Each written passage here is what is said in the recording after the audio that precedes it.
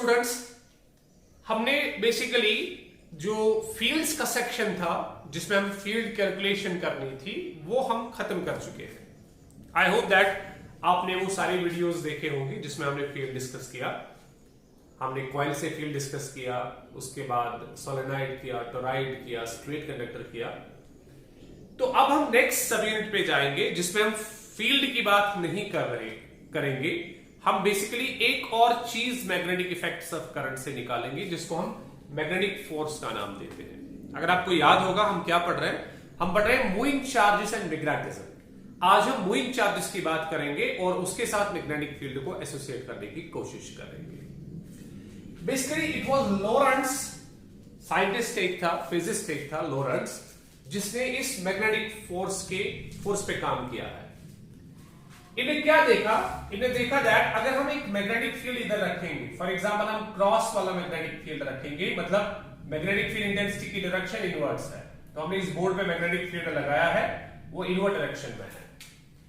और अगर हम यहां पे चार्ज को रखते हैं लेकिन रेस्ट में रखते हैं, स्टेशनरी रखते हैं, ठीक है ना, तब हमने देखा कि ये चार्ज जो है इस पे कोई भी फोर्स एक्सर्ट नहीं हो रहा। अब सर हमें कैसे पता चला कि इस पे कोई फोर्स एक्सर्ट नहीं हो रहा? क्योंकि ये चार्ज जिस लोकेशन पे आपने रखा, जिस कंडीशन में आपने रखा, ये उसी कंडीशन में रहा। ये रेस्ट में था, इसको मोशन नहीं मिली, ये किसी भी डायरेक्शन में मूव नहीं हुआ। इसका मतलब ये है कि इस पे एक्सेलरेशन जीरो होगी या इसकी एक्सेलरेशन जीरो होगी क्योंकि इसकी वेलोसिटी चेंज नहीं हुई। तो इसका मतलब ये है दैट इस एक्सटर्नल मैग्नेटिक फील्ड ने इस चार्ज पे कोई भी फोर्स एक्सर्ट नहीं किया।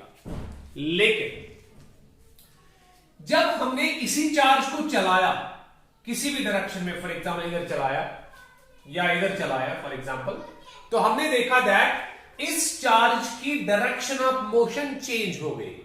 हमने इसको चलाना तो इधर चाहा था लेकिन हमने देखा कि इधर चला गया। हमने इसको चलाना इधर चाहा था लेकिन ये इधर चला गया फॉर एग्जांपल। तो इसका मतलब ये है कि इसकी डायरेक्शन ऑफ वेलोसिटी चेंज हो गई। और आप जानते हो दैट अगर वेलोसिटी की डायरेक्शन चेंज होती है, अगर हमारे पार्टिकल्स की वेलोसिटी सेम भी रहेगी लेकिन उसकी डायरेक्शन चेंज हो गई, तो हम जानते हैं कि ये बॉडी एक्सेलरेट हो रही होगी। तो इसका मतलब ये है कि एक मूविंग चार्ज अगर अपनी डायरेक्शन ऑफ वेलोसिटी को चेंज कर रहा है, इसका मतलब ये है कि ये मूविंग चार्ज एक्सेलरेट हो रहा है, इसमें एक एक्सेलरेशन प्रोड्यूस हो रही है। और एक्सेलरेशन प्रोड्यूस होने का दूसरा मतलब क्या है? इस पे एक फोर्स एक्सर्ट हो रहा है। और उस फोर्स को जो इस चार्जिंग पार्टिकल पे तब लगा जब ये चार्ज किस में आया? हाँ बोलो बेटा, मोशन में आया। तो उस फोर्स को हम बेसिकली मैग्नेटिक फोर्स का नाम देते हैं, या इसको लोरेंट्ज मैग्नेटिक फोर्स भी कहा जाता है। अब सवाल पैदा होता है, सर आपको कैसे पता चला ये फोर्स मैग्नेटिक ही है और ये इलेक्ट्रोस्टैटिक नहीं है? आपको कैसे पता चला कि ये फोर्स मैग्नेटिक है, ये इलेक्ट्रोस्टैटिक नेचर का नहीं है? हाँ, आंसर क्लियर है। अरे इलेक्ट्रोस्टैटिक फोर्स तो चार्जेस पे तब भी लगता है जब चार्जेस किस में होते हैं? रेस्ट में होते हैं। तो अगर इसका नेचर इलेक्ट्रोस्टैटिक का होता, अगर कोई सराउंडिंग चार्ज इसको फोर्स एक्सर्ट कर रहा होता, तब वो फोर्स यहां पे भी एक्सर्ट होता, इस कंडीशन में भी एक्सर्ट होता और इस कंडीशन में भी एक्सर्ट होता। लेकिन ये तो हुआ इस कंडीशन में, इस कंडीशन में तो हुआ ही नहीं। इसका मतलब ये चार्ज की वजह से फोर्स नहीं है, ये बेसिकली फोर्स किसकी वजह से है? एक मैग्नेटिक फील्ड की वजह से है, या एक्सटर्नल मैग्नेटिक फील्ड की वजह से ये फोर्स क्रिएट हुआ है। और इसी फोर्स को हमने नाम दिया कि हाँ चलो जी आप लोरेंट्ज मैग्नेटिक फोर्स हो गए, आप मैग्नेटिक फोर्स कहलाएंगे। तो हमने कहा व्हाट्स अ मैग्नेटिक फोर्स? हमने ये कहा that whenever a charged particle moves in an external magnetic field, जब एक चार्जिड पार्टिकल एक एक्सटर्नल मैग्नेटिक फील्ड में मूव करेगा, मोशन दिखाएगा, तो उस चार्जिड पार्टिकल पे हमेशा एक फोर्स एक्सर्ट होगा जिसका नाम हम क्या देंगे? मैग्नेटिक फोर्स और लॉरेंट्ज मैग्नेटिक फोर्स। तो लॉरेंट्ज मैग्नेटिक फोर्स बना। अब लॉरेंट्ज ने देखा दैट ये जो मैग्नेटिक फोर्स इस चार्जिड पार्टिकल पे एक्सर्ट होता है, ये बेसिकली तीन इंपॉर्टेंट चीजों पे डिपेंड करता है कि चार्ज का मैग्नीट्यूड कितना है। देखा गया कि जब चार्ज का मैग्नीट्यूड बढ़ जाता है तो फोर्स इस पे बढ़ जाता है। चार्ज कितनी तेज चलता है और आपने कितने एक्सटर्नल मैग्नेटिक फील्ड में इसको रखा है।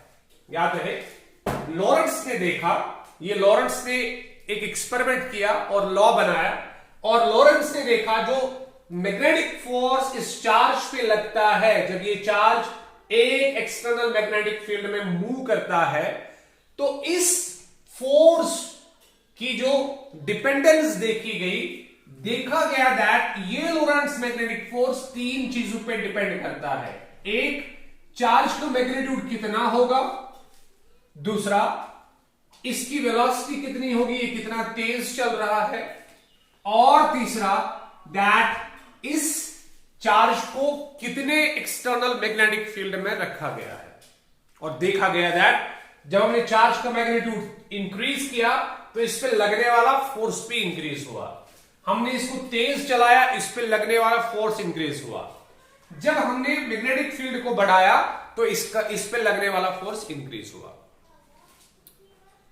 अगर इसकी एक लेमैन एक्सप्लेनेशन हम देखें, लेमैन एक्सप्लेनेशन, ठीक है, ये एक्सप्लेनेशन सही नहीं है बट समझने के लिए ये ठीक है, कि समझाने के लिए दैट कैसे एक चार्जेड पार्टिकल पे एक फोर्स एक्सर्ट होता है, उसको समझने के लिए आप इस एक्सप्लेनेशन को रख सकते हो। लेकिन असल में ये एक्सप्लेनेशन नहीं है। असल में इसकी एक्सप्लेनेशन आप तब पढ़ोगे जब आप स्पेशल थ्योरी ऑफ रिलेटिविटी में जाओगे और वहां देखोगे दैट कि ये लॉरेंट्ज मैग्नेटिक फोर्स चार्जेड पार्टिकल पे क्यों लगता है। यहां पे इस लोअर लेवल में हमें रीजन नहीं चाहिए दैट व्हाई लॉरेंट्ज मैग्नेटिक फोर्स, कि व्हाई क्यों लॉरेंट्ज मैग्नेटिक फोर्स है, और हमें चाहिए भी नहीं कि एक चार्जेड पार्टिकल पे क्यों मैग्नेटिक फोर्स क्रिएट होता है, एग्जर्ट होता है। जिस तरह से हमें इसकी एक्सप्लेनेशन नहीं चाहिए दैट दो अनलाइक चार्जेस अट्रैक्ट क्यों होते हैं और दो लाइक चार्जेस रिपेल क्यों होते हैं, जैसे हम वहां पे एक्सप्लेनेशन नहीं ढूंढते क्योंकि वो एक्सपेरिमेंटली देखा गया है, वैसे हम यहां पे भी एक्सप्लेनेशन नहीं ढूंढते दैट ऐसा क्यों होता है। लेकिन आप एक लेमैन एक्सप्लेनेशन लेके आगे चल सकते हो कि अगर एक चार्जेड पार्टिकल मोशन में होगा, अगर एक चार्ज मोशन में आएगा तो इसके साथ एक मैग्नेटिक फील्ड एसोसिएट हो सकता है।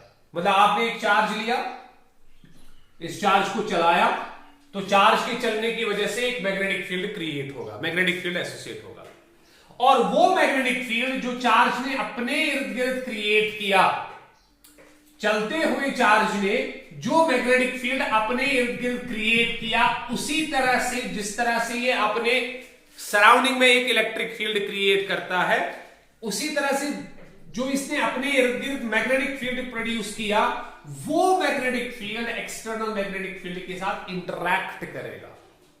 जो आपने एक्सटर्नल मैग्नेटिक फील्ड लगाया है, जिसमें आपने चार्ज को रखा है, जो ही आप चार्ज को चलाने की कोशिश करते हो तो क्या होगा, बेसिकली एक मैग्नेटिक फील्ड क्रिएट करेगा। वो magnetic field external magnetic field के साथ इंटरैक्ट करेगा और इस चार्जेड पार्टिकल पे फोर्स लग सकता है। एक लेमैन एक्सप्लेनेशन है ये। और इसी तरह से जितना आप इसको तेज दौड़ाओगे उतना शायद ये ज्यादा स्ट्रॉन्ग मैग्नेटिक फील्ड प्रोड्यूस करेगा और उसकी वजह से ये ज्यादा इंटरैक्ट करेगा एक्सटर्नल मैग्नेटिक फील्ड से और फोर्स बढ़ता जाएगा। एंड सिमिलरली जितना आप बी बढ़ाओगे, एक्सटर्नल मैग्नेटिक फील्ड का वैल्यू बढ़ाओगे, उतना ऑब्वियसली इंटरैक्शन बढ़ जाएगा और चार्जेड पार्टिकल पे लगने वाला फोर्स भी बढ़ जाएगा। आप इस एक्सप्लेनेशन को समझने के लिए आगे लेके जा सकते हो। अगर आपको ये समझना है दैट व्हाई, अगर आपके दिमाग में ये क्वेश्चन है that why a charged particle placed in an external magnetic field experiences a force, तब ये एक्सप्लेनेशन ठीक है सोचने के लिए, अदरवाइज ये सही एक्सप्लेनेशन नहीं है।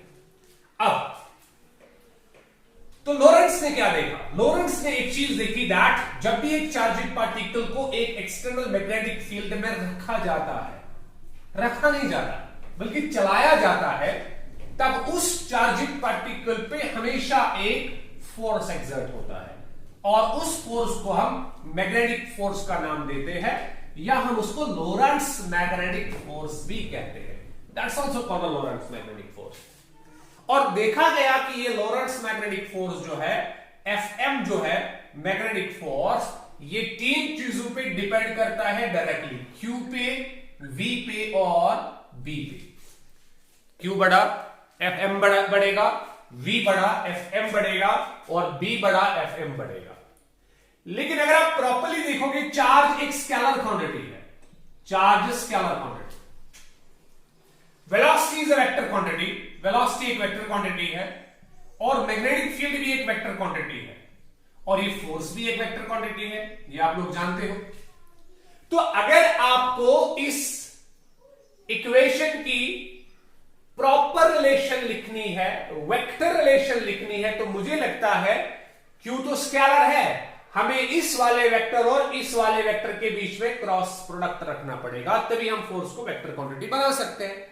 कुछ ऐसे एफ को हम लिखेंगे एफएम, आप तो जी वेक्टर हो, और आप कब वेक्टर बनोगे, जब दो वेक्टर्स का क्रॉस प्रोडक्ट किया जाएगा, v क्रॉस b, और साथ में q रखा जाएगा। ये देखो बेटा, v क्रॉस b हमने क्यों रखा, बिकॉज हमें इसको वेक्टर डिफाइन करना था, तो हम इसको वेक्टर तब डिफाइन कर सकते हैं जब v और b के बीच में क्रॉस प्रोडक्ट रख सकते हैं।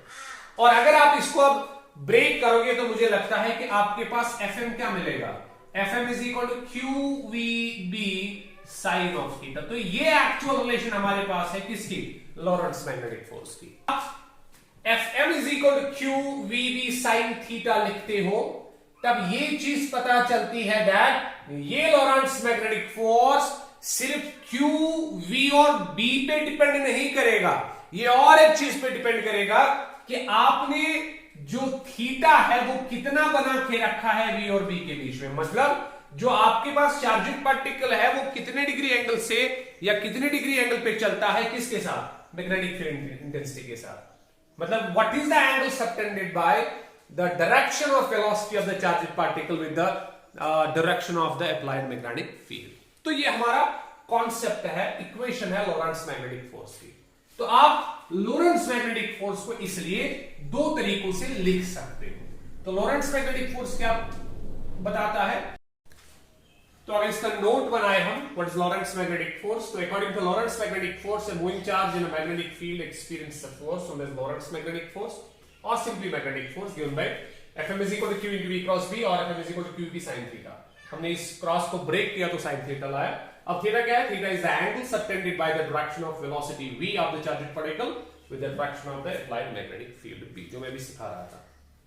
अब कुछ कंडीशंस है जिन कंडीशंस में जो चार्जिंग पार्टिकल है एक्सटर्नल मैग्नेटिक फील्ड में फोर्स एक्सपीरियंस नहीं करेगा, हम वो कंडीशंस नोट करने वाले हैं। तो कंडीशंस क्या है, कंडीशंस कुछ ऐसे लिखी जाएगी, देखो कंडीशंस क्या होगी, conditions under which charging particle do not experience Lorentz magnetic force. देखो बेटा, अगर हम लिखें F is equal to q into v cross b या v b साइन थीटा, तो अब कुछ ऐसे होगा। अगर Q 0 है, पहली कंडीशन अगर Q 0 है, मतलब चार्जिंग पार्टिकल के पास कोई भी चार्ज नहीं है, न्यूट्रल पार्टिकल है, तो न्यूट्रल पार्टिकल कोई भी फोर्स एक्सर्ट एक्सपीरियंस नहीं करेगा। देखो न्यूट्रल पार्टिकल का क्या होगा, अगर Q 0 है तो ये सारा जीरो बनेगा, means F is equal to 0। तो पहली कंडीशन ये होगी। दूसरी कंडीशन क्या होगी, अगर V 0 है, मतलब अगर चार्जिंग पार्टिकल मोशन में नहीं है, अगर चार्जिंग पार्टिकल रेस्ट में है, तब ऑब्वियसली ये v 0 है तो ये सारा कुछ जीरो हो जाएगा, मतलब ये एक्सपीरियंस नहीं करेगा, तो फोर्स इज इक्वल टू 0। तो ये दूसरी कंडीशन हो गई। तीसरी कंडीशन है दैट अगर b 0 है, अगर आपने चार्जिंग पार्टिकल को चलाया लेकिन एक्सटर्नल मैग्नेटिक फील्ड में नहीं रखा, चार्जिंग पार्टिकल की मोशन जरूरी है वो एक्सटर्नल मैग्नेटिक फील्ड में होनी चाहिए, आपने चार्जिंग पार्टिकल को चलाया लेकिन वो एक्सटर्नल मैग्नेटिक फील्ड में नहीं है, तब फिर से F 0 के बराबर होगा। और इंपॉर्टेंट कंडीशन, फोर्थ कंडीशन ये है कि अगर थीटा 0 के बराबर है या थीटा 180 डिग्री के बराबर है, थीटा इज इक्वल टू 0 बनेगा साइन 0, तो साइन 0 0 के बराबर होता है, साइन ऑफ 180 भी 0 के बराबर होता है, साइन ऑफ एवरी पाई 0, ठीक है, साइन पाई 0, साइन 0 इज 0। इसका मतलब अगर एंगल जो है थीटा वो 0 डिग्रीज है या 180 डिग्रीज है, तब भी चार्जिड पार्टिकल कोई फोर्स एक्सपीरियंस नहीं करेगा। मतलब आपने मैग्नेटिक फील्ड ऐसे लगाया, ये एक्सटर्नल मैग्नेटिक फील्ड की डायरेक्शन है। अगर आपने चार्जिड पार्टिकल को parallel to the magnetic field चलाया, ये वेलोसिटी है, parallel means theta is equal to 0, theta is equal to 0। आपने parallel to the magnetic field charged particle को चलाया, then force will be 0, force 0 के बराबर होगा, क्योंकि साइन 0 0 है, 0 into B into V into Q is equal to 0। या आपने इसी चार्जिड पार्टिकल को एंटी पैरेलल डायरेक्शन में दौड़ाया, एंटी पैरेलल डायरेक्शन में दौड़ाया, तब भी आप ये मान के चल सकते हो that force is equal to 0, तब भी फोर्स 0 के बराबर है। इसीलिए देखो, मैंने जो पहली एक्सप्लेनेशन आपको कही थी ना, जो मैंने कहा था कि ये राइट एक्सप्लेनेशन नहीं है, लेकिन थोड़ी सी समझ के लिए, थोड़ा सा अंडरस्टैंडिंग के लिए आप उस एक्सप्लेनेशन को मान सकते हो, लेकिन वो सही एक्सप्लेनेशन नहीं है। क्यों? क्योंकि देखो, यहां पे जब चार्जिड पार्टिकल चलेगा तो इसके साथ भी मैग्नेटिक फील्ड एसोसिएट होगा। अब सवाल है सर, यहां पे जो मैग्नेटिक फील्ड एसोसिएट हुआ उसने एक्सटर्नल मैग्नेटिक फील्ड के साथ इंटरैक्ट क्यों नहीं किया? वो भी यहां पे भी तो इंटरैक्ट कर सकता है, इसलिए यहां पे भी तो फोर्स हो सकता था। अगर एंटी पैरेलल डायरेक्शन में मैग्नेटिक चार्जिड पार्टिकल चलता है, तब भी हमारे पास बेसिकली यहां पे मैग्नेटिक फील्ड बनेगा, वो भी एक्सटर्नल मैग्नेटिक फील्ड के साथ इंटरैक्ट कर सकता है, तो यहां पे फोर्स क्यों नहीं बना?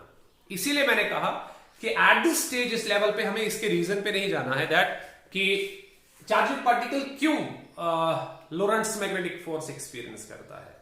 हमें सिर्फ देखना है कि अगर लॉरेंट्ज मैग्नेटिक फोर्स एक्सपीरियंस करता है, कितना करता है, और हम इन सिचुएशंस को कैसे डील करेंगे, हमें वही आगे आगे देखना है।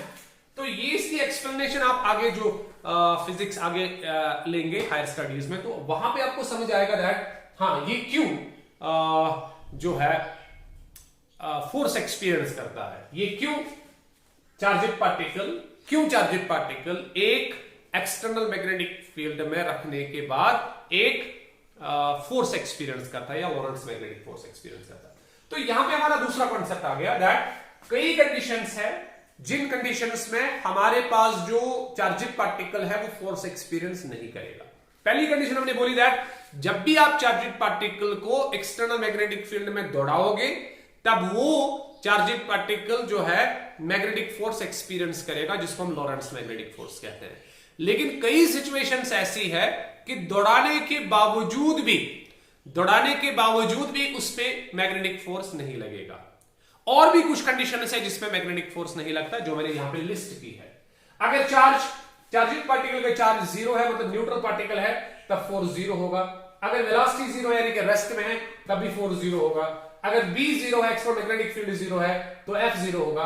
अगर थीटा 0 या 180 है, मींस अगर चार्जिड पार्टिकल पैरेलल या anti parallel to the direction of magnetic field चलता है, तब भी उस हालत में मैग्नेटिक फोर्स की वैल्यू 0 होगी। हाँ, तो हम क्या लिखेंगे, आप नोट करते जाओ।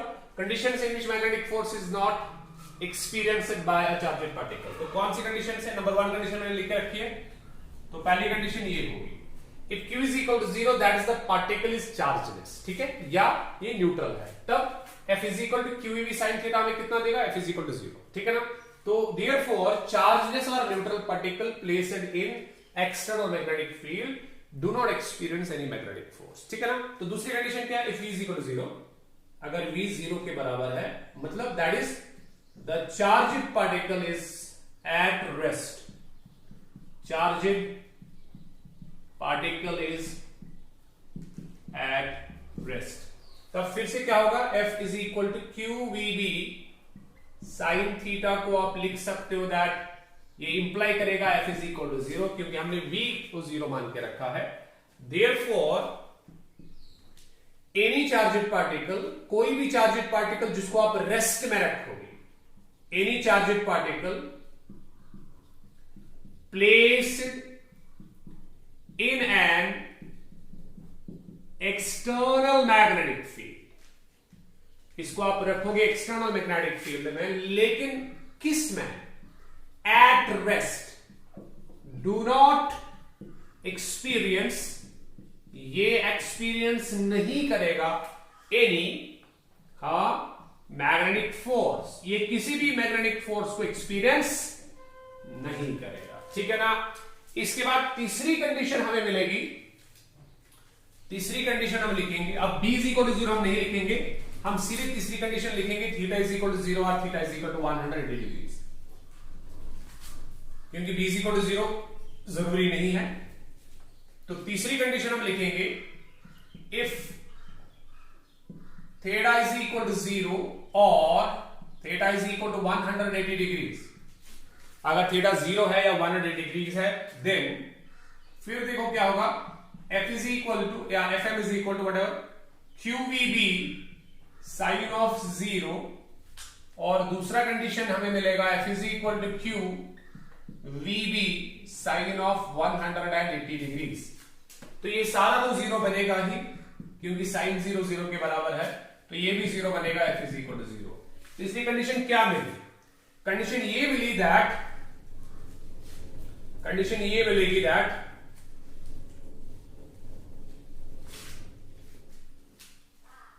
a charging particle, अगर एक charging particle, a charging particle moving कैसे, पैरेलल और एंटी पैरेलल, किसके साथ में, मैग्नेटिक फील्ड डेंसिटी के साथ में, चार्जिंग पार्टिकल मूविंग, नोट करते जाओ ये सारा, मूविंग पैरेलल और anti parallel to the direction of applied magnetic field, direction of applied magnetic field do not experience, ये भी एक्सपीरियंस नहीं करेगा किसको, मैग्नेटिक फोर्स को, हां ये भी मैग्नेटिक फोर्स को एक्सपीरियंस नहीं करेगा। अब और एक सवाल बचता है, सर ठीक है, हम मान के चलते हैं दैट जब एक चार्जिंग पार्टिकल किसी एंगल पे मैग्नेटिक फील्ड में चलेगा, हाँ वो एंगल ना तो 0 होना चाहिए और ना ही 180 डिग्री होना चाहिए मैग्नेटिक फील्ड के साथ, बाकी जिस एंगल पे भी ये चलेगा, कोई भी एंगल हो, बाकी जिस एंगल पे भी चलेगा वहां पे मैग्नेटिक फोर्स एक्सपीरियंस होगा। मतलब वहां पे क्या होगा, डायरेक्शन ऑफ वेलोसिटी चेंज हो जाएगी। आपने चार्जिंग पार्टिकल को ऐसे फेंका, ये किसी और डायरेक्शन में चला जाएगा, आपने चार्जिंग पार्टिकल को ऐसे फेंका, ये किसी और डायरेक्शन में चला जाएगा। अब हम वही जानना चाहते हैं दैट जब हम चार्जिंग पार्टिकल्स को मैग्नेटिक फील्ड में चलाते हैं तो ये किधर जाएंगे, मतलब डायरेक्शन ऑफ द फोर्स कहां पे होगी, direction of force magnetic force कहां से होगी, मतलब ये magnetic force in charging particles को किस डायरेक्शन में लेने की कोशिश करेंगे।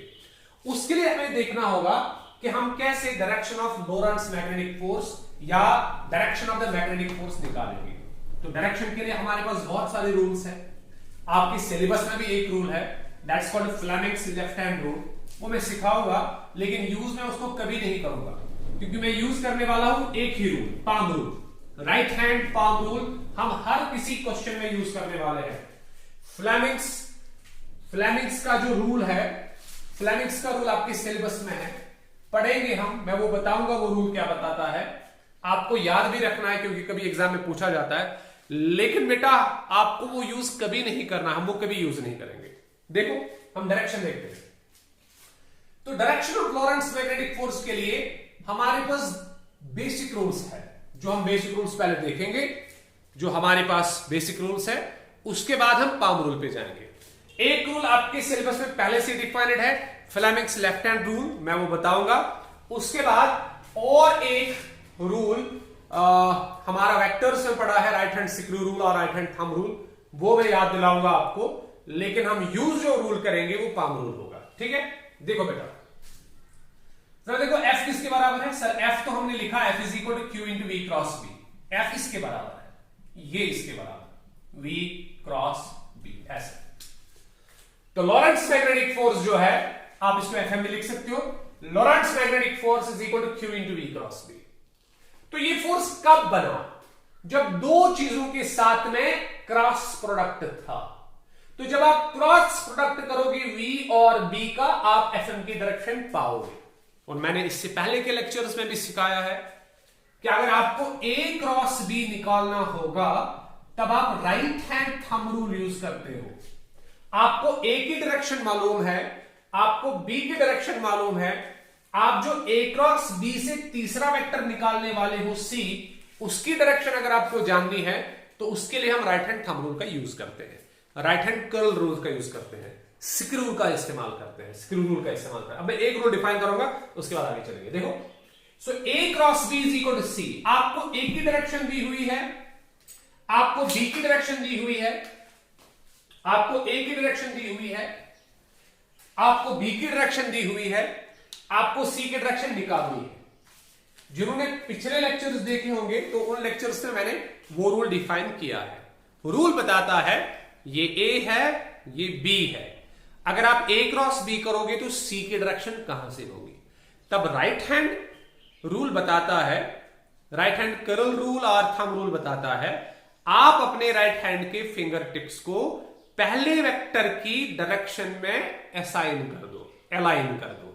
आपके राइट हैंड के फिंगर टिप्स पहले वेक्टर की डायरेक्शन में अलाइन होने चाहिए। ये मैंने अलाइन कर दिए, इस तरह से अलाइन करो, अदरवाइज ये भी अलाइन है, अदरवाइज ये भी अलाइन है और ये भी अलाइन है। इस तरह से आप राइट हैंड, अपने राइट हैंड के फिंगर टिप्स को along the direction of first vector align करो कि अगर आप अपने फिंगर्स को कर्ल करोगे, आपके राइट हैंड के फिंगर्स दूसरे वेक्टर को टच करने चाहिए। ये ऐसे देखो, अगर आप इधर से रखोगे तो आप टच नहीं कर पाओगे, अगर फिंगर टिप्स इधर से रखोगे तो टच नहीं कर पाओगे, फिंगर टिप्स इधर से रखोगे तो टच नहीं कर पाओगे। तो टच आप एक ही कंडीशन में कर पाओगे, जब आप इधर से फिंगर टिप्स को रखोगे तो आप टच कर पाओगे। देखो, तब जिस डायरेक्शन में आपका थंब रहेगा वो सी की डायरेक्शन देगा। सो A cross B, A cross B C. मैं अगर चेंज करूं, अब मुझे ऐसे नहीं रखना है, अब मुझे फिंगर टिप्स अलाइन करने हैं ऐसे, सो दैट मैं इनको टर्न करूं तो मुझे दूसरा वेक्टर हाथ में आना चाहिए, तो ये ऊपर की तरफ होगा। अगर ये ए है, ये बी है, तब सर ऐसे होगा, ऐसे ये नीचे की तरफ होगा। अगर ये इधर है मेरी तरफ, ये ए है, देखो A cross B is C. A cross कुछ नहीं है, ये भी गलत है, ये भी गलत है, ये सही है, ठीक है ना। तो यही रूल मैं यहां पे यूज करने वाला हूं कि वेलोसिटी की डायरेक्शन अगर मुझे पता है, बी की डायरेक्शन अगर मुझे पता है, तो मुझे एफ की डायरेक्शन निकलेगी। लेकिन इससे पहले कि मैं इस पे जाऊं, मैं आपको थोड़ा सा और एक कॉन्सेप्ट देना चाहता हूं। देखो बेटा, ये ए है, चलो यहां से वेलोसिटी की डायरेक्शन है, यहां मैग्नेटिक फील्ड की डायरेक्शन है, ये वेलोसिटी है, ये मैग्नेटिक फील्ड की डायरेक्शन है। मैं एफ की डायरेक्शन देखना चाहता हूं। वी क्रॉस बी ने किसको बनाया? सर एफ की डायरेक्शन को बनाया। देखते हैं एफ की डायरेक्शन कहां से होगी। वी क्रॉस बी, देखो वी क्रॉस बी, देखो फिर से वी क्रॉस बी, ये है, ये वी क्रॉस बी है। सर कौन? ये मेरी तरफ, ये वी क्रॉस बी है। अब आप प्रॉपर्ली देखो बेटा, ये वी क्रॉस बी है, मतलब ये फोर्स है, तो ये दोनों पे परपेंडिकुलर है कि नहीं? ये जो वी क्रॉस बी है, वी क्रॉस बी ने मुझे ये दिया, ये डायरेक्शन दी, ये डायरेक्शन ऑफ फोर्स होगी। तो लॉरेंट्ज मैग्नेटिक फोर्स दोनों चीजों पे परपेंडिकुलर होता है। ये वी पे भी परपेंडिकुलर है और बी पे भी परपेंडिकुलर है, याद रखो। Direction of Lorentz magnetic force is such that इस लॉरेंट्ज मैग्नेटिक फोर्स की डायरेक्शन ऐसे है that it is perpendicular to both. ये दोनों पे परपेंडिकुलर है। किस किस पे? ये परपेंडिकुलर है वी पे भी और ये परपेंडिकुलर होगा बी पे भी, और इसकी डायरेक्शन आप निकाल सकते हो। आपको वी पता है, आपको बी पता है, तो आप ऑब्वियसली एफ की डायरेक्शन निकाल सकते हो। लाइक मैं एक एग्जांपल दूंगा। सपोज मेरे पास मैग्नेटिक फील्ड अंदर की तरफ है, अंदर की तरफ, ये अंदर की तरफ मैग्नेटिक फील्ड है। देखो ये मैं अंदर की तरफ बना रहा हूं मैग्नेटिक फील्ड, कुछ ऐसे कुछ ऐसे कुछ ऐसे कुछ ऐसे। ये क्रॉस वाला मैग्नेटिक फील्ड है अंदर की तरफ, डॉट वाला बाहर की तरफ, और ये चार्जिंग पार्टिकल ऐसे मूव कर रहा है। ये देखो ये चार्जिंग पार्टिकल ऐसे मूव कर रहा है, मतलब उसकी डायरेक्शन ऑफ वेलोसिटी ऐसे है। अगर मैं v क्रॉस b निकालूं, मैं इधर जाना चाहता हूं, देखो अगर मैं v क्रॉस b निकालूं, ये कौन है? सर ये तो b है। अच्छा ये कौन है? सर ये तो v है। ये v है और ये b है। देखो ये b अंदर की तरफ है, ये v है। मुझे v क्रॉस b निकालना है। सर ये होगा v cross b, v cross b ऊपर की तरफ। देखो ये v क्रॉस b ऊपर की तरफ। तो इसका मतलब ये v क्रॉस v की डायरेक्शन हमें लॉरेंट्ज मैग्नेटिक फोर्स देगा, उस लॉरेंट्ज मैग्नेटिक फोर्स की डायरेक्शन यहां से होगी। तो ये भी एक तरीका है निकालने का। लेकिन आपके सिलेबस में फ्लेमिंग्स लेफ्ट हैंड रूल दिया गया है, फ्लेमिंग्स लेफ्ट हैंड रूल। कभी कभी आपके एग्जाम में शॉर्ट आंसर टाइप क्वेश्चंस में पूछा जाता है। तो फ्लेमिंग्स लेफ्ट हैंड रूल बताता है कि आपके पास 3 फिंगर्स होनी चाहिए। ये 3 फिंगर्स है, आई होप दैट आपके पास भी होगी, ठीक है ना। तो ये डिफाइन करेगा थंब, ये डिफाइन करेगी 4 फिंगर, और इसको हम बोलते हैं मिडल फिंगर। तो फ्लेमिंग का रूल बताता है कि आप इसको आराम तरीके से याद रख सकते हो। क्या तरीका है?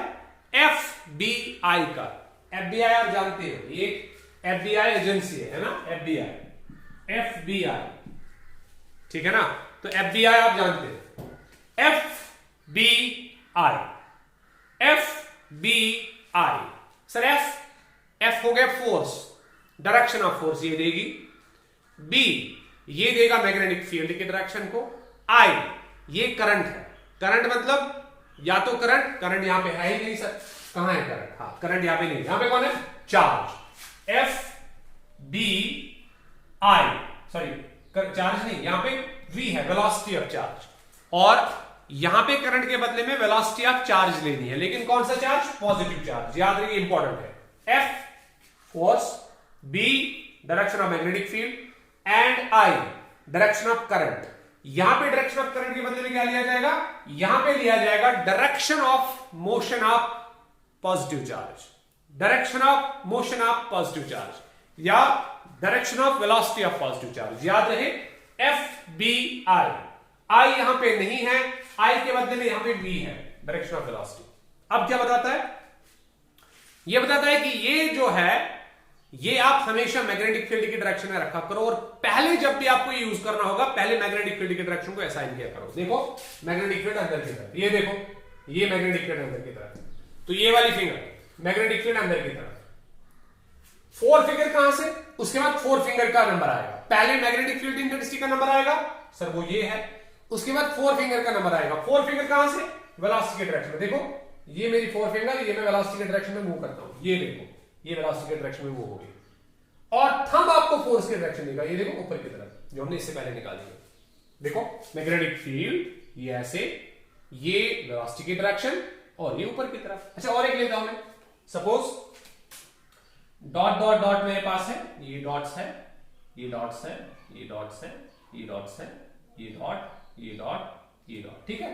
और जो चार्जेड पार्टिकल है ऊपर की तरफ जा रहा है ऐसे, ये वेलोसिटी ऑफ चार्जेड पार्टिकल है। आपको बताना है कि फोर्स की डायरेक्शन कहां से है। Fleming's left hand rule. देखो, तो पहले मैग्नेटिक फील्ड की बारी, ये मैग्नेटिक फील्ड की डायरेक्शन देगा, ये बाहर की तरफ, देखो ये है कि नहीं। अब सर, अब तो वेलोसिटी की डायरेक्शन वो ये देगा, तो इसका मतलब इसको ऊपर की तरफ लेके जाना है। देखो ये मैग्नेटिक फील्ड की डायरेक्शन बाहर की तरफ, ये वेलोसिटी की डायरेक्शन ऊपर की तरफ, और ये फोर्स की डायरेक्शन इस तरफ। देखो ये फोर्स की डायरेक्शन F है। और अगर आप इससे पहले के रूल को यूज करोगे, राइट हैंड थंब रूल, देखो थंब रूल यूज करेंगे, थोड़ा सा कंसंट्रेट करो। मैग्नेटिक फील्ड इंटेंसिटी अंदर की तरफ, वेलोसिटी ऊपर की तरफ। चलो लेके आओ इनको। सर ये है, ये V है, ये B है, V क्रॉस B।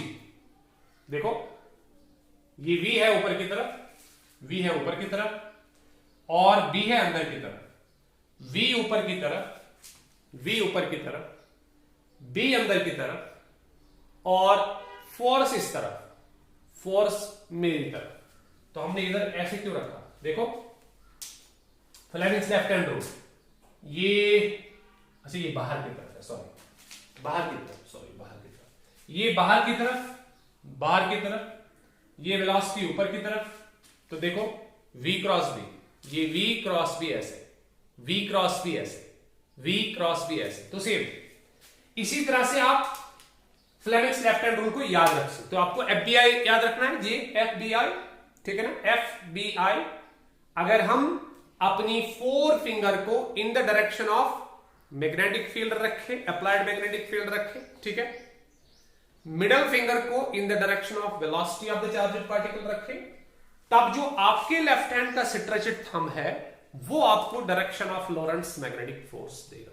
तो ये स्टेटमेंट होगा इस रूल का। लेकिन हम इस रूल को कभी भी यूज करने वाले नहीं है, हम अपने बहुत से आसान रूल को यूज करने वाला है जिसका नाम है पाम रूल, ठीक है, जो हमने इससे पहले भी यूज किया था। अब पाम रूल क्या बताता है? पाम रूल बहुत सिंपल है। पाम रूल बताता है आप अपना थंब ले लो, इसको डायरेक्शन ऑफ वेलोसिटी में रखो, फिंगर्स को डायरेक्शन ऑफ मैग्नेटिक फील्ड में रखो, बस हो गया।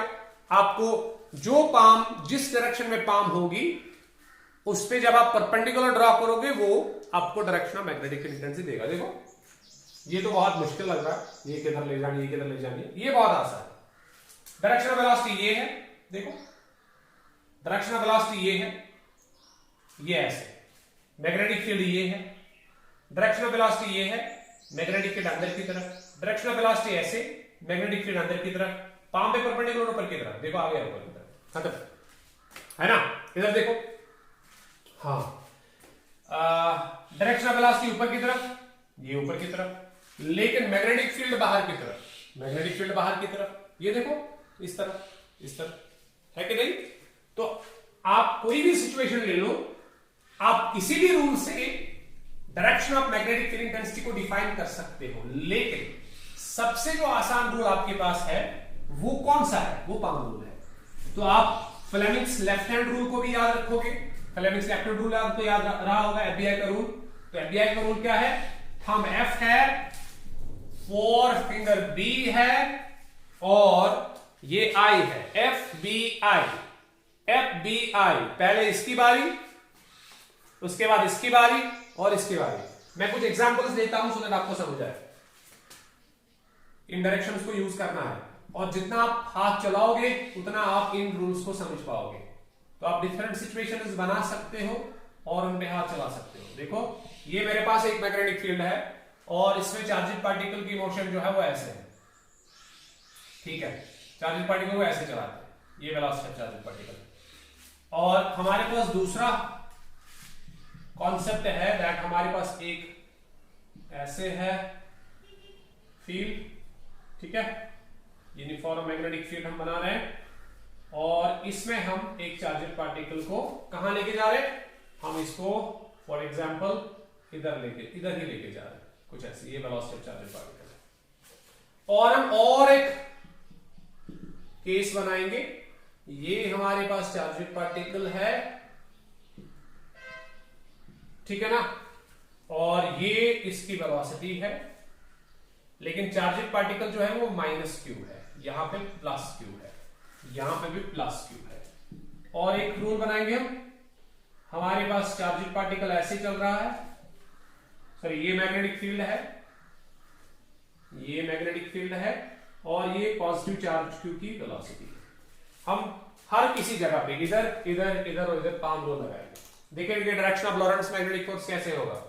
Direction of Lorentz magnetic force, पहले ये, उसके बाद ये, तो पाम, तो ये इधर देखो, ये इधर, ये वेलोसिटी इधर, ये पाम मैग्नेटिक फील्ड की डायरेक्शन में, तो अंदर की तरफ, मतलब फोर्स जो है वो अंदर की तरफ होगा, मैग्नेटिक फोर्स अंदर की तरफ। चलो इधर सर, ये ऐसे, ये वेलोसिटी, ये मैग्नेटिक फील्ड नीचे की तरफ, तो बाहर की तरफ यहां Fm डॉट होगा, कुछ ऐसे। सर इधर, ये इधर ऐसे, अच्छा यहां -q चार्ज है, सॉरी। देखो अब -q चार्ज पे क्या होगा? सर ये इधर ऐसे, ये इधर ऐसे, देखो ये, तो बाहर की तरफ। लेकिन चूंकि नेगेटिव चार्ज है, अगर आपको याद होगा हम जो पाम रूल वगैरह बनाते हैं ये motion of the positive charge के लिए वैलिड होता है, नेगेटिव चार्ज के लिए नहीं। तो आप सोचो दैट अगर ये नेगेटिव q चार्ज इधर जाएगा, ऑब्वियसली पॉजिटिव q चार्ज इधर जाएगा, तो आपको क्या करना है? आपको जो पाम रूल से नेगेटिव चार्ज के लिए डायरेक्शन ऑफ फोर्स मिलेगी उसको आपको रिवर्स करना है, उसको आपको रिवर्स करना पड़ेगा। कैसे?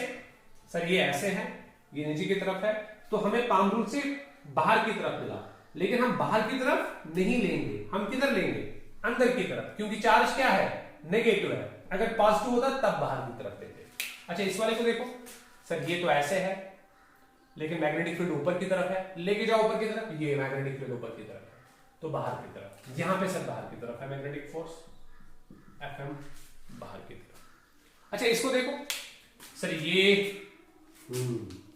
हाँ ये तो वेलोसिटी है सर, सर इसको क्या करें, ये वेलोसिटी है, ये कैसे ले जाके जाए, नहीं क्यों, जरा इस केस को देखो, यहां पे तो पाम रूल यूज ही नहीं करते होता सर, पाम रूल यूज नहीं होता sir, left hand rule use होगा, देखते हैं। मैग्नेटिक फील्ड ऐसे, ये वेलोसिटी की डायरेक्शन कैसे, ये तो आएगी नहीं किसी तरह से, है ना, ऐसा क्यों, क्योंकि अगर आप देखोगे यहां पे वेलोसिटी ऑफ चार्जेड पार्टिकल क्या है, parallel to the direction of magnetic field, और पैरेलल में कोई फोर्स नहीं लगता, theta is equal to 0 case है, theta is equal to 0 case पे कोई फोर्स नहीं लगता, तो अगर कोई फोर्स नहीं लगता तो यहां पे ऑब्वियसली फोर्स 0 के बराबर है, तो कोई भी रूल यूज नहीं होगा ऑब्वियसली। तो ये डायरेक्शंस आपको चाहे Fleming's left hand rule use करो, right hand thumb rule use करो, स्क्रू रूल यूज करो या पाम रूल यूज करो, किसी भी रूल को यूज करने से आपके लॉरेंट्ज मैग्नेटिक फोर्स के डायरेक्शंस मिल जाएंगे। देखो इसको यूज करो सर, कहां पे, नीचे की तरफ ये, अच्छा ये इधर की तरफ देखो, हाँ सर ये नीचे की तरफ मैग्नेटिक फील्ड, ये वेलोसिटी देखो अंदर की तरफ, अंदर की तरफ, इसको लेके आप सर मैग्नेटिक फील्ड नीचे की तरफ लेकिन वेलोसिटी इधर की तरफ, सर बाहर की तरफ, लेकिन नेगेटिव चार्ज है तो अंदर की तरफ, खत्म। इसको लेके जाओ सर, ये ऐसे, ये ऊपर की तरफ देखो, ये ऊपर की तरफ, ये ऊपर की तरफ, ये इधर, तो ये अंदर की तरफ, अंदर की तरफ, तो इससे हम direction of Lorentz magnetic force निकाल सकते हैं। इसका मतलब क्या है, इसका मतलब यह है कि जब आप यहां पे चार्जेड पार्टिकल को चलाना चाहोगे, यहां पे आपने चार्जेड पार्टिकल को चलाया ऐसे, लेकिन बेटा ये ऐसे नहीं जाएगा, ये इसको अंदर की तरफ मोड़ देगा, फिर ऐसे, ये आपने तो फेंका ऐसे, आप समझ रहे हो कि ये ऐसे जाके इधर हमें मिलेगा, लेकिन ये वहां पे नहीं मिलेगा, इसको लॉरेंट्ज मैग्नेटिक फोर्स ऐसे मोड़ देगा, अंदर की तरफ मोड़ लेगा। तो वही बेसिकली हो गया डायरेक्शन ऑफ एफएम, कि डायरेक्शन ऑफ एफएम में बताएगा दैट इस वेलोसिटी की डायरेक्शन का क्या होगा, ये velocity of the charged particle कैसे मुड़ेगी, या velocity of the charged particle कैसे चेंज होगी, या इसका इफेक्ट कहां से होगा। तो इसका इफेक्ट आप देख रहे हो ऐसे होगा, यहां पे भी अंदर की तरफ होगा, यहां पे अंदर की तरफ होगा, यहां पे कोई इफेक्ट नहीं होगा। तो ये डिफाइन करेगा direction of velocity of the charged particle. अब थोड़े से हम इस पे क्वेश्चंस करेंगे। हाँ देखो बेटा, हमें एक क्वेश्चन दिया गया है दैट एक चार्ज हमारे पास है, उसका स्पेसिफिक चार्ज हमें दिया हुआ है, ठीक है। अब सर स्पेसिफिक चार्ज क्या होता है, स्पेसिफिक चार्ज का मतलब होता है चार्ज पर यूनिट मास, जिसको आप E/m रेशो भी बोलते हो, ठीक है ना, चार्ज बाय मास, यहां पे हम Q/m बोलेंगे। सो Q बाय हमें दिया हुआ है, चार्ज बाय मास, चार्ज पर यूनिट मास दिया हुआ है, ये चार्ज पर यूनिट मास कितना है, 2 कूलम्स पर केजी, ये वहीं से दिया हुआ है, ठीक।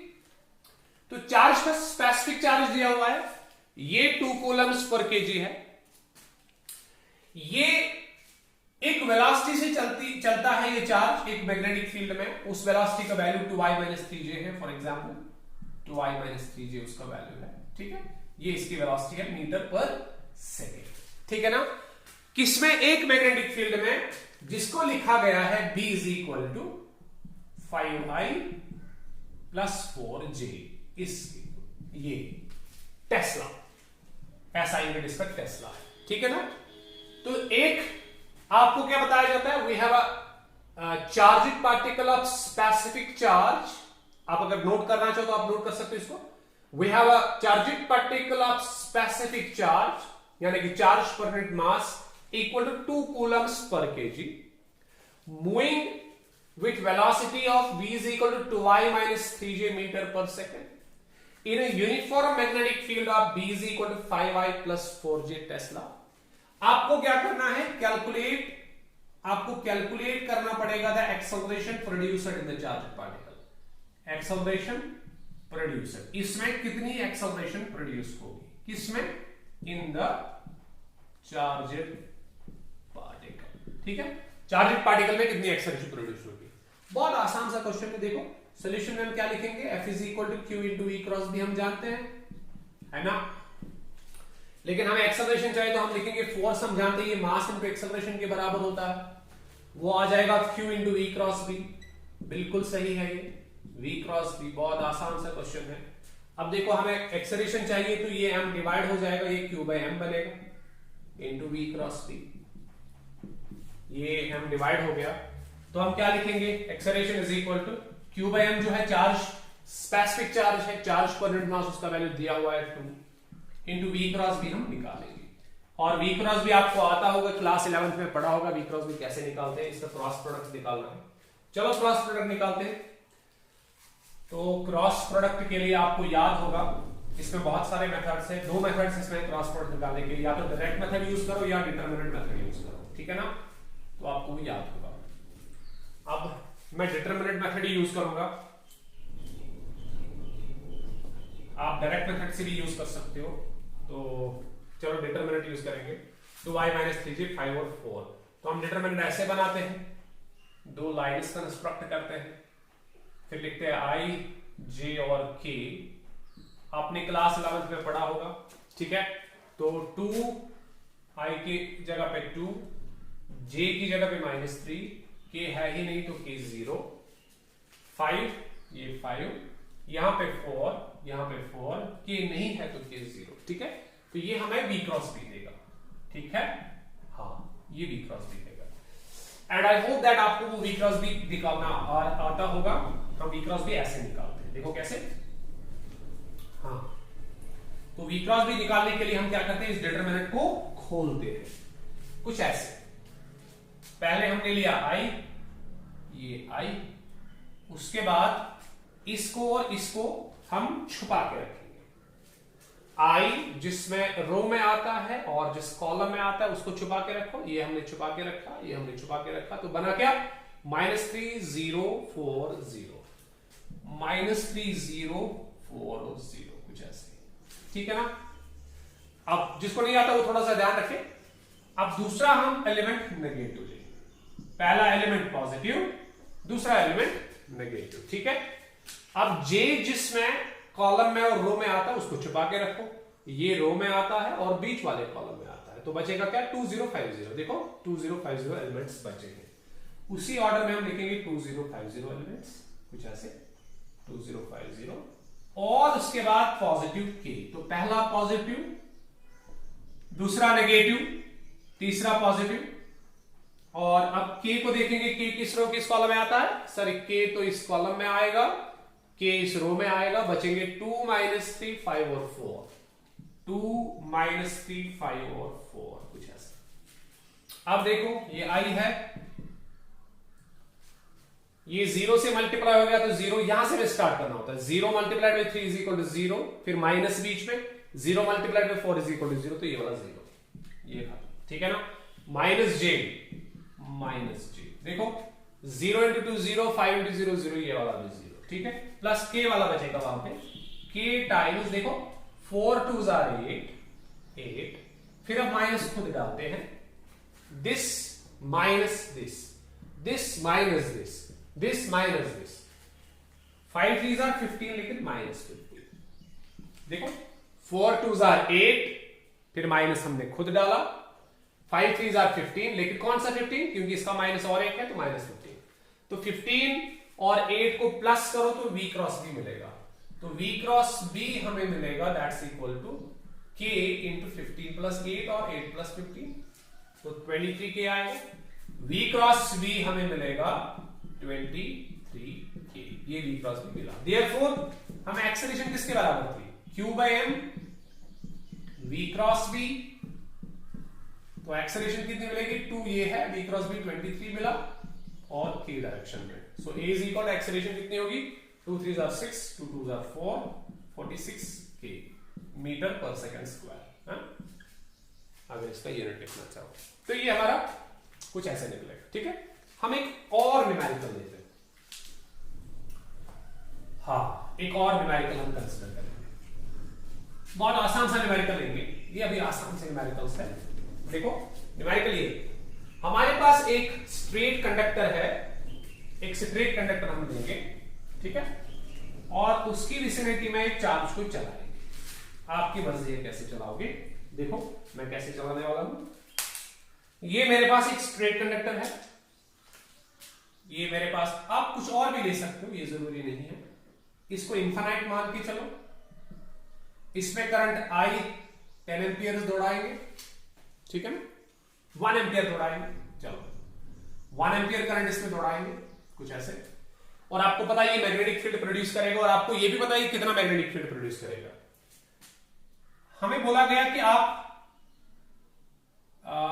1 मीटर डिस्टेंस पे हमने एक चार्ज को रखा है, 1 मीटर डिस्टेंस पे हमने एक चार्ज को रखा है, जिसका वैल्यू फॉर एग्जांपल 2 माइक्रोकूलम है, 2 माइक्रोकूलम चार्ज का वैल्यू है, और ये ऊपर की तरफ हमने दौड़ाया है, कुछ ऐसे, ये ऊपर की तरफ या नीचे की तरफ हटेगा, और किस वेलोसिटी से दौड़ाया है, इसको हमने दौड़ाया 5 मीटर पर सेकंड वेलोसिटी से।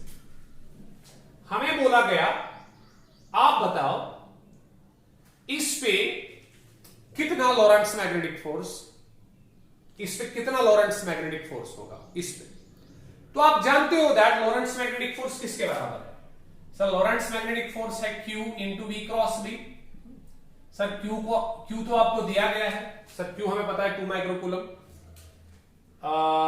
V आपको पता है 5 मीटर पर सेकेंड, आपको B चाहिए। अगर आपको B मिला तो FM मिलेगा। अब B कैसे मिलेगा, B क्या होगा सर, B तो यहां पे इसका होगा ना, straight conductor, infinite long straight conductor का। अच्छा, अगर आपको इनफिनाइट लॉन्ग स्ट्रेट कंडक्टर की रिलेशन याद होगी, उसका मैग्नेटिक फील्ड कितना होता है, mu naught I by 2πx। ये अब देखो हम B निकालेंगे, म्यू नॉट की वैल्यू होती है 4 पाई इंटू 10⁻⁻⁷, ये म्यू नॉट की वैल्यू है। I हमने 1 एम्पियर रखा है, 2 इंटू पाई इंटू एक्स होगी डिस्टेंस ऑफ सेपरेशन, उसको भी हमने 1 रखा है, तो ये पाई और ये पाई कैंसिल हो गया, 2 1 2 2 4, सो B हमें मिलेगा 2 इंटू 10⁻⁷ टेस्लास, ये हमें B की वैल्यू मिली। बस इस B की वैल्यू को वहां पे सब्स्टिट्यूट करो, देखो FM लॉरेंट्ज मैग्नेटिक फोर्स कितना होगा, Q की वैल्यू हम जानते हैं, Q है 2 माइक्रोकूलम, 2 माइक्रो 10⁻⁶, माइक्रो होता है 10⁻⁶, 2 माइक्रो हो गया 10⁻⁶ कूलम्स, ये खत्म। V क्रॉस B हो गया VB sine theta, VB sine theta. Sir theta तो हमने निकाला ही, देखो थीटा, यहां पे मैग्नेटिक फील्ड कैसे होगा, पाम रूल यूज करो, इस पॉइंट पे मैग्नेटिक फील्ड देखो, इस पॉइंट में मैग्नेटिक फील्ड अंदर की तरफ, ये करंट, ये पॉइंट अंदर की तरफ, तो मैग्नेटिक फील्ड ऐसे, पार्टिकल कहां जा रहा है, ऊपर की तरफ, तो कितने डिग्री एंगल, 90 डिग्री एंगल, तो थीटा 90 होगा। तो क्या हम निकालेंगे, FM is equal to 2 into 10⁻⁻⁶ multiplied by V की वैल्यू कितनी सर 5, मल्टीप्लाइड बाई B की वैल्यू कितनी 2 इंटू 10⁻⁷, और साइन हो गया 90, साइन 90 हो गया 1, तो हमें मिलेगा FM is equal 5 2 10 2 20 20 multiplied by 7 और 6 हो गए 13 10⁻⁻30। एक जीरो आप इसके साथ मिला सकते हो, तो यहां पे 12 रहेंगे, तो फोर्स होगा FM is equal to 2 into 10⁻⁻12 newton, ये इसका आंसर होगा। या ऐसे रखो, ठीक है, तो इतने न्यूटन्स फोर्स एक्सर्ट होगा, लॉरेंट्ज मैग्नेटिक फोर्स एक्सर्ट होगा इस चार्जेड पार्टिकल पे जो ऊपर की तरफ जा रहा है। एक और लेक्चर लेना पड़ेगा हमें लॉरेंट्ज मैग्नेटिक फोर्स के लिए। एक तो हम इसमें बेसिकली वर्क डन निकालेंगे, work done by the magnetic force on the charged particle, एक तो हम वो निकालेंगे, और कुछ थोड़े से और क्वेश्चंस हम करेंगे। तो अगला जो टॉपिक होगा, अगला जो लेक्चर होगा, वीडियो होगा, उसमें मैं फिर से लॉरेंट्ज मैग्नेटिक फोर्स को थोड़ा सा डिस्कस करूंगा, और इसके बाद इसको खत्म करने के बाद आगे चलेंगे।